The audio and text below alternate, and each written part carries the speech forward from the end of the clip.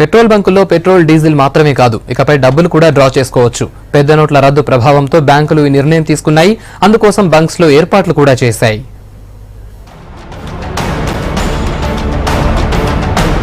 రాష్ట్ర వ్యాప్తంగా దాదాపు 3000 పెట్రోల్ బంకులు ఉన్నాయి. నవంబర్ 8న పెద్ద నోట్ల రద్దు తర్వాత పెట్రోల్ బంకుల్లో అమ్మకాలు భారీగా పెరిగాయంటున్నారు నిర్వాహకులు. కొన్ని బంకుల్లో 50%, మరికొన్ని చోట్ల 100%, ఇంకొన్ని బంకుల్లో 200% సేల్స్ జరిగాయి.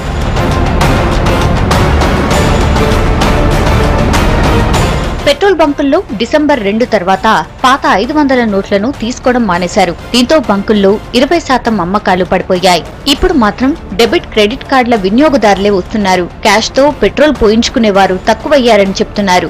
ఆల్రెడీ మాకు రెగ్యులర్ సేల్స్ ఏవైతే ఉండేనో నవంబర్ 8 కంటే ముందు దానికంటే ఇప్పుడు ఒక 20% సేల్ డ్రాప్ ఉంది.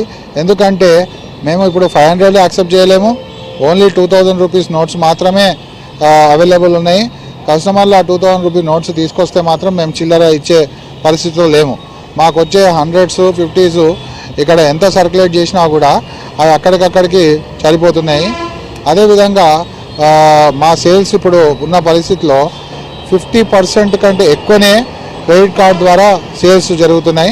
ఎస్బీఐ, హెచ్డీఎఫ్సీ తదితర బ్యాంకులు పెట్రోల్ బంకుల్లో డబ్బులు ఇచ్చేందుకు ముందుకొచ్చాయి. బ్యాంక్ సిబ్బంది డెబిట్, క్రెడిట్ కార్డులు స్వైప్ చేసి 2000 రూపాయలు డైరెక్ట్ గా చెల్లిస్తారు. హెచ్పీ, ఐబీపీ పెట్రోల్ బంకులు అన్నిట్లోనూ క్యాష్ ఇచ్చే ఏర్పాట్లు చేస్తున్నట్టు బ్యాంకర్లు చెప్తున్నారు. ఇప్పటికే బంకుల్లో స్వైప్ మిషన్లు ఉన్నాయి. వాటికి కొన్ని మార్పులు చేస్తే సరిపోతుందంటున్నారు.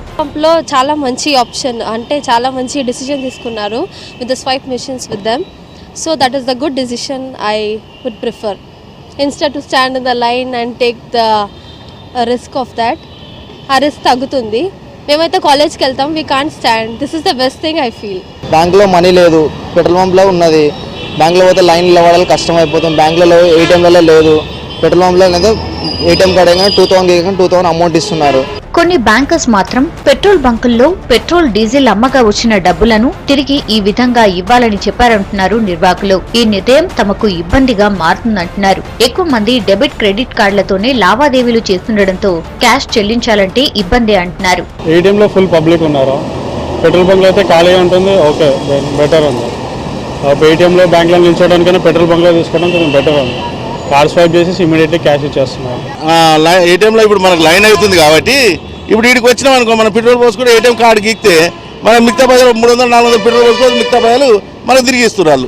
కేంద్రం, బ్యాంకుల ఆదేశాలతో పెట్రోల్ బంకుల యజమానులు వినియోగదారులకు డబ్బులు చెల్లించడానికే ప్రిపేర్ అవుతున్నారు. బ్యాంకులు, ఏటీఎంల ముందు పడిగాపులు పడేవాళ్లు ఇకపై పెట్రోల్ బంకులకు వెళ్లి మనీ తీసుకోవడం బెటర్ లాగా కనిపిస్తోంది.